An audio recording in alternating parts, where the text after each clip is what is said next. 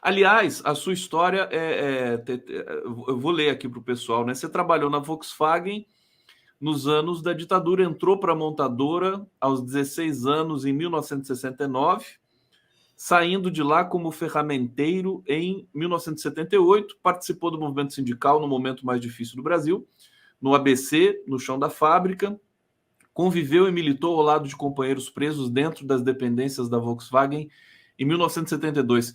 Conta um pouco da sua história, tem que ser um pouco resumido, porque a gente tem muitas questões ainda para trazer para você. Você chegou a estar junto do presidente Lula naquele momento? Sim, sim. Muitas vezes, né? Tinha até uma brincadeira que o Lula costumava dizer assim, ele pegava aquela garotada que estava no sindicato e dizia assim, vocês são todos geração Lula.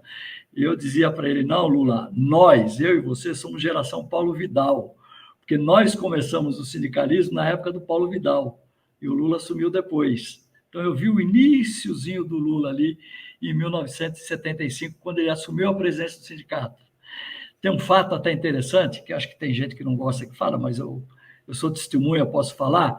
O Lula assumiu a presidência do sindicato em 1975, e o Paulo Vidal era o secretário-geral, havia sido o presidente do sindicato, todo poderoso, e era aquele sindicalista que se formou em advogado, cuidou de estudar e se transformar em advogado. E quando alguém da imprensa ia entrevistar o presidente do sindicato, Luiz Inácio da Silva, não era Lula ainda, saía da sala do Lula, passava na secretaria-geral, na sala do Paulo Vidal, e dizia, ó, ele falou isso, é isso mesmo que pode publicar? Então, eu peguei esse início do Lula, né? Conheci bem o Lula, figura. Vocês foram para muitas manifestações, né? Juntos. Muitas. Muitas Algumas o Lula também trabalhava na Vox nessa época? Não, o Lula era da Vilares. Era da Vilares. Tem uma história que é interessante a gente registrar, que é o seguinte, Monique. Havia, dentro da indústria, dois perfis de trabalhadores. O perfil do trabalhador qualificado e o perfil do trabalhador que não tinha qualificação, que era o migrante, e que vinha para trabalhar na linha de produção, na pintura, que vinha para trabalhar no serviço pesado, nas prensas, na linha de produção. Estes dois trabalhadores, se você olhar a cultura da época, por exemplo, na linha de produção você tinha muito trabalhador que vinha do Norte e Nordeste que era analfabeto. Nos qualificados, você tinha muito trabalhador que tinha quase nível técnico.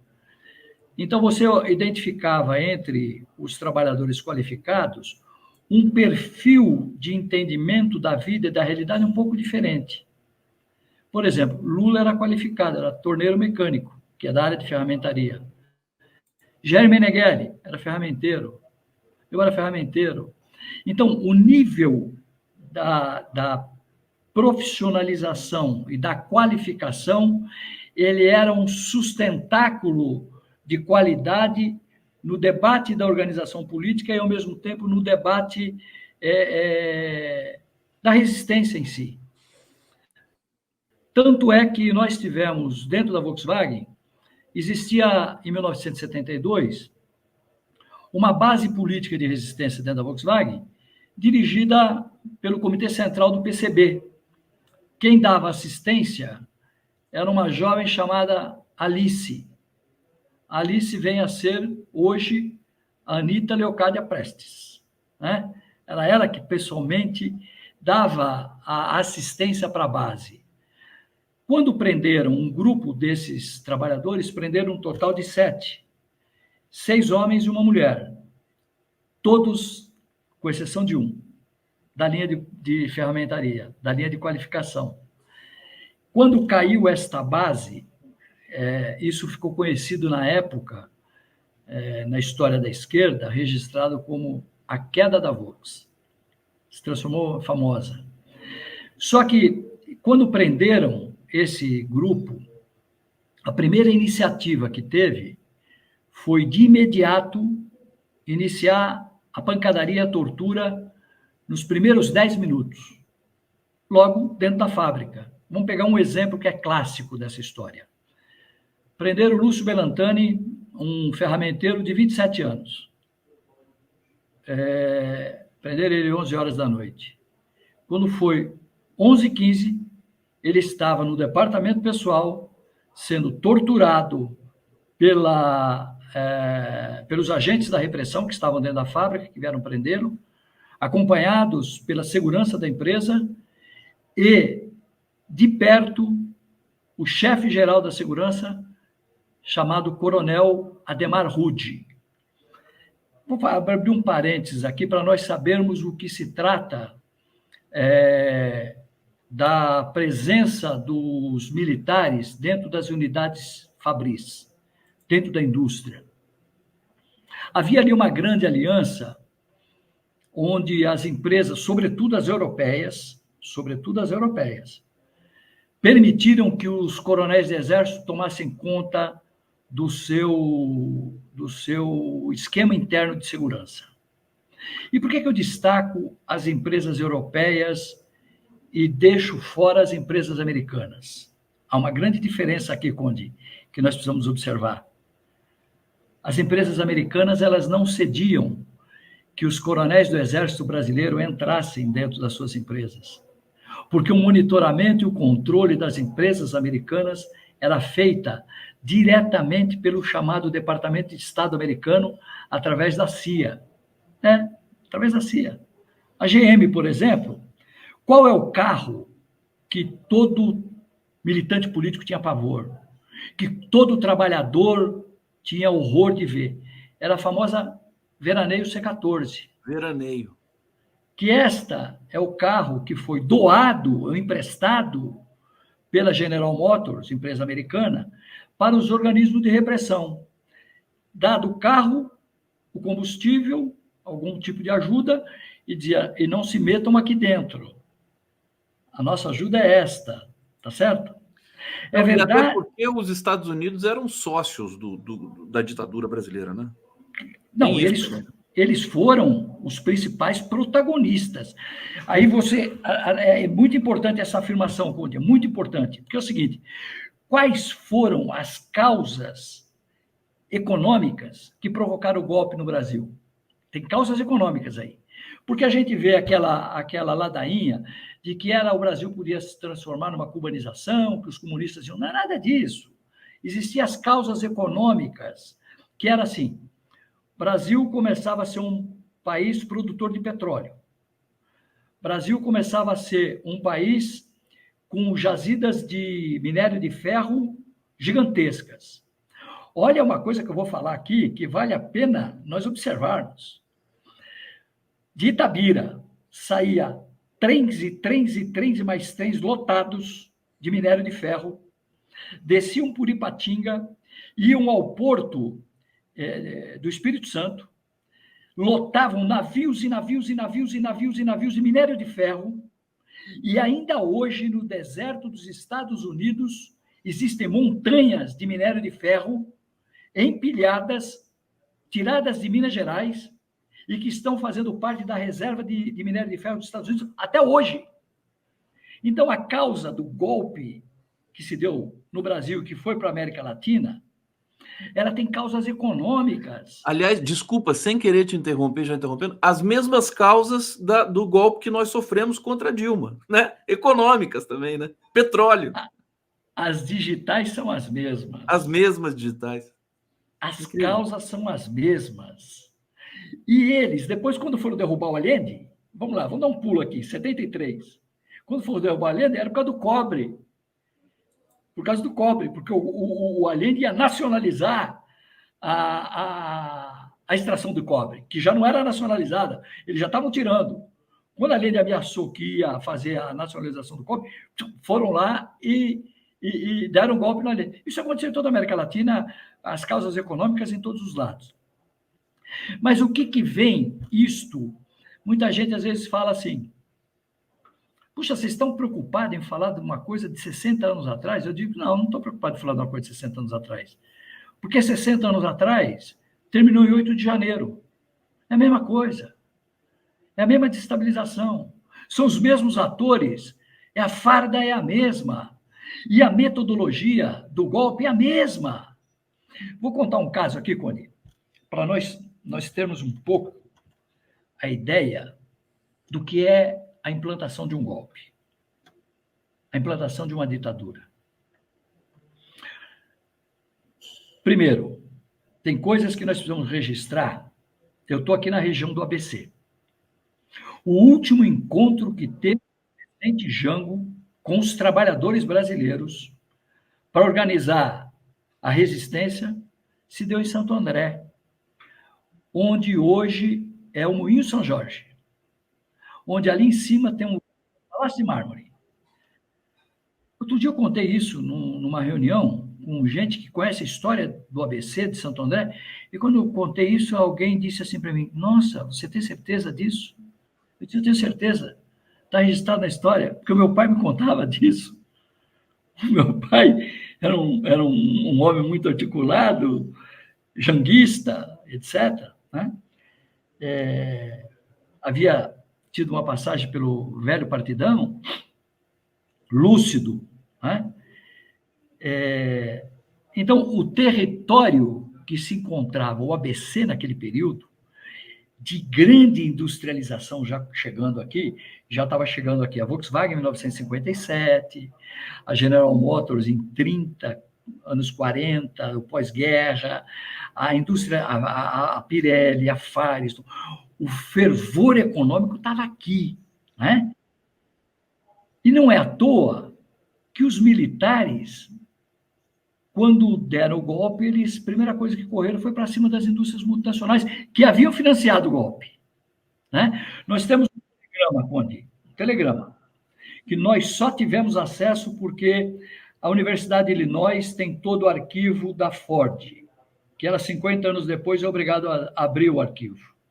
E nós pegamos um telegrama nas nossas mãos, do IPES, que era Instituto de Pesquisa de Estudos Sociais, controlado pelo general Golbery Couto, na época coronel, pedindo $2,5 milhões para a Ford, em 1963, 62, para alimentar o golpe. Então, a organização de um golpe tem causas econômicas, de um lado. De outro lado, tem a desestabilização, tentativa da desestabilização ética e moral contra aquele que está na linha de frente do enfrentamento contra o golpe. No caso, na época, o presidente Jango, né? E o Jango, que nunca foi comunista, que nunca foi nada, o atacavam, que era comunista, etc, etc, etc. E aqui eu vou revelar uma barbaridade que tentaram fazer com o presidente Jango. Barbaridade. Ele tinha 2 pilotos da Força Aérea Brasileira que pilotavam o Caravelle, acho que era o avião da Presidência da República, e que estava para decolar do Rio de Janeiro. E o avião foi impedido de decolar com o presidente dentro do avião. E a torre tinha sido tomada, isso já dentro do processo democrático ainda, não tinha tido golpe. Que ano que foi? Foi um pouquinho antes do golpe? Isso foi em março, 28 ou 29 de março. 28 e 29 de março, 64. 64. E aí vem o que é o pior da história. Impedir que o presidente decolasse. Veja só, presidente constitucionalmente eleito. Uma torre de comando de um aeroporto impedir que ele decolasse. Porque tinha um objetivo: invadir o avião e matar o presidente. Nossa Senhora. Essa história eu não sabia, não. Então, essas coisas que tentaram fazer isso depois, o Hércules 56, que levou o pessoal que foi para o exílio para o México, aquele avião que tem Zaratini, Zé Dirceu, Joaquim Câmara Ferreira,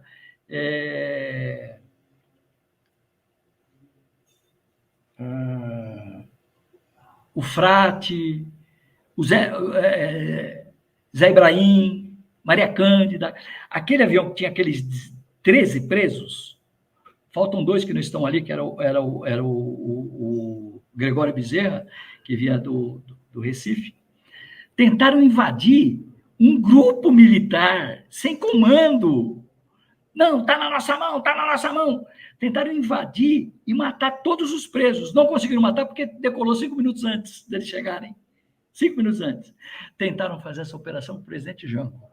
Só que ele tinha no comando um comandante da FAB, respeitadíssimo na FAB. E ele, com muito jeito, o avião ficou 1 hora parado no aeroporto, decola, não decola, decola, não decola, decola, decola, decola, não decola. E ele trancou o avião e ele foi negociando com muito jeitinho, com muito jeitinho. Quando ele tirou o avião, levou o presidente para Brasília. Para nós termos ideia que a violência com que faz, ou com que tentaram fazer, é a mesma violência que a gente vê hoje. Lembra que tentaram... falando aqui, desculpa, Tarcísio, que o Franklin Martins estava nesse avião também, né? O Franklin Martins é um que poderia estar realmente, que ele estava sempre junto ali, né, do Dirceu. Agora, ele fez a ação. Ele fez a ação. Mas ele não estava no voo. Não estava no voo. É o voo que tem aquela foto, né, que o Dirceu está... É um Hércules, aquele avião? É, Hércules 56. Agora que a gente entende por que o prefeito de Araraquara, como é que é o Edinho. O Edinho não deixou o Lula pegar um avião de Araraquara e ir para Brasília no 8 de janeiro. O Edinho falou, presidente, fica aqui, tá melhor aqui, coordena as coisas, e o Lula foi na noite daquele dia, né? Porque aquilo foi uma armadilha total. Vê como é importante a gente entender a história. Exato. Exato. Olha, que relato maravilhoso. Olha, não sabia que você era essa figura, enfim, que tinha vivido tanta coisa e tem tanto conhecimento. Olha, o público está comentando aqui, deixa eu trazer rapidamente. Tadeu, você conheceu o camarada GG? Hoje ele comanda a Zonal PT. Você conhece o GG? Olha, não me é estranho de nome, não. Quem está perguntando é o Paulo César, é isso? Paulo César que está perguntando aqui. Bom, Paulo, daqui a pouco, quem sabe, a gente lembra aí, né? A gente vai cavocando aqui. O Paulo Romero, boa tarde, Conde. Pergunta para o Tarcísio sobre assalto na agência bancária da Motores Perkins, praticado pelo Sombra. Uau! O que é isso? Eu acho que isso aqui... Será que isso aqui não é bolsonarista falando da questão lá de Santo André? Eu desconheço esse assunto que o Paulo está dizendo. O que eu posso dizer, Paulo, é outras coisas. Eu conheço, por exemplo, o juiz Laulau, que é aquele juiz do Tribunal Regional do Trabalho, do escândalo da corrupção. Era ele que corria sacolinha pegando dinheiro das empresas para levar para a tortura e entregar na mão do Fleury. É outro fato que precisa ser conhecido, hein? Esses fatos que você está relatando aqui, eles estão descritos em algum volume? Nem todos. Nem todos. Não, nem todos. Todos. Você precisa providenciar isso. A gente pode, inclusive, auxiliar você nessa concretização da memória aqui. Elias Abdala, só Conde consegue unir seu programa um jurista, um jornalista, um metalúrgico histórico. Obrigado. Hoje está realmente fantástico aqui. Julie Moon, esse trem passava em frente da fazenda do meu avô materno em Nova Era. Tinha 100 vagões, 2 máquinas da frente, 2 atrás. Eu aprendi a cantar vendo o trem passar. Olha que aí. Bacana. Adilson Pereira da Silva, adora esses relatos de quem viu e viveu em loco tudo isso. Ô Tarcísio, fala, eu quero que você... Nós temos aqui já 5 minutos, quer dizer, o papo pegou no breu aqui, pegou na conversa. Associação Heinrich Plage, me fala um pouco do teu trabalho à frente dessa associação e o que você produz em termos de consagração da memória daqueles funcionários que foram torturados, mortos, com a ajuda aí da Volkswagen e de outras multinacionais europeias, né? Como é que é o seu trabalho diante desse processo? Quem foi Henrique Plage? Henrique Plage foi uma criança que na Alemanha era levado pelos pais na marcha de Hitler. Depois, Plage, no Brasil, jovem, se casou com uma estudante de história chamada Neide Rosa, militante do Partidão. E ela foi mostrando o que era o mundo, o Plage. E o Plage, altamente qualificado, preparado, foi trabalhar na Volkswagen já com uma concepção política diferente daquela que ele tinha visto na Alemanha, né? Só que ele, dentro da Volkswagen, como nós recebíamos ferramental, eu estava na ferramentaria, nós recebíamos ferramental para a produção de veículos, as ferramentas chegavam da Alemanha e precisavam ter tradução, e ninguém falávamos alemão, não entendíamos nada. O Plage era o único que entendia. Então, o Plage ele foi um quadro altamente qualificado dentro da Volkswagen, profissionalmente. Ele era de uma sala altamente especializada. E, em 1972, foi preso, barbaramente torturado, porque não aceitavam que um alemão pudesse ter vínculo contra a resistência, na resistência contra a ditadura. O Plage talvez apoiou mais do que todos, inclusive. O Plage e o Lúcio apoiaram mais do que todos, por uma série de motivos. Primeiro, os grandões sempre apoiam mais do que os menores.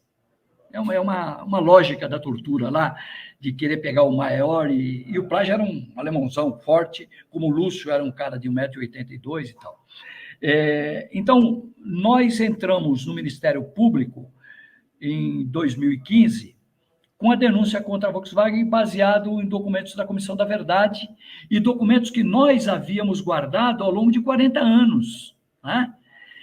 Então, quando nós entramos no Ministério Público, tinha gente que falava, isso não vai dar nada, isso é bobagem, isso é um bando de velho que não tem o que fazer, que 40 anos depois, o que vai apurar? E nós começamos a cavocar mais história, testemunho de um, de outro, documentos públicos, e os documentos foram acabando surgindo, e os ministérios públicos abriram inquérito para apurar os casos. Nós conseguimos ver o coronel Ademar Rude tremer diante do Ministério Público. Ele já morreu alguns anos atrás. Tremer e negar, não, eu não fiz, não teve isso, não, a Volkswagen não. Se algum funcionário fez alguma coisa, fez da cabeça dele, não tem nada a ver com... Não, mas era uma institucionalização da perseguição contra nós. Depois que prenderam em 1972 esta safra do 7, da chamada queda da Volks, eles viram que o movimento continuou tendo resistência lá dentro, que as coisas apareciam, né? Por exemplo, era uma coisa que hoje é até piada, mas na época era muito difícil de fazer, que era chamada greve de hora extra. O que era greve de hora extra? Quinta-feira passava o líder ou feitor, vê o nome, feitor, e dizia assim, Tarcísio, vem fazer hora extra sábado? Era obrigado aí. Era obrigado aí. Por quê? Porque produzia um Fusca, saía da produção a cada 1 minuto e meio, cada 90 segundos saía um Fusca. Aceleradíssima produção. Números. Em 1969, a Volkswagen tinha 27 mil trabalhadores. Em 1979, 10 anos depois, ela tinha 37 mil trabalhadores. Em 1980, ela tinha 42 mil trabalhadores. Veja o crescimento. Alguém pode dizer, nossa, como criava emprego? Calma lá.